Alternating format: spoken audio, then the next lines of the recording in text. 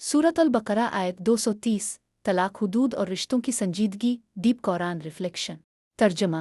फिर अगर शौहर तीसरी बार तलाक दे दे तो वो औरत इसके लिए हलाल नहीं रहती जब तक कि वो किसी दूसरे शौहर से निकाह न करे।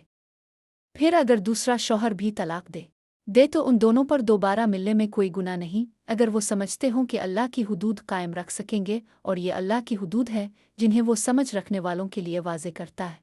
ये आयत इज़्दिवाजी फ़ैसलों में संजीदगी ज़िम्मेदारी हुदूद की इंतहा वाज़े करती है। बुनियादी सबक: तलाक खेल नहीं कि बार बार जज्बात में दी जाए। असल पैगाम: रिश्ते अल्लाह की हुदूद के अंदर खूबसूरत हैं, मगर बेएहतियाती उन्हें नाकाबिले वापसी नुकसान पहुंचा सकती है। अहम हकीकत: इस्लाम ख़ानदान को महफूज रखता है, जल्दबाजी रोकता है, मर्द को तलाक के मिसयूज से रोकता है।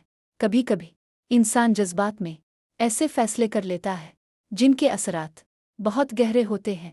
अल्लाह हमें सिखाता है, रिश्ते खेल नहीं, ये हुदूद हैं, जिम्मेदारियां हैं, अमानत हैं।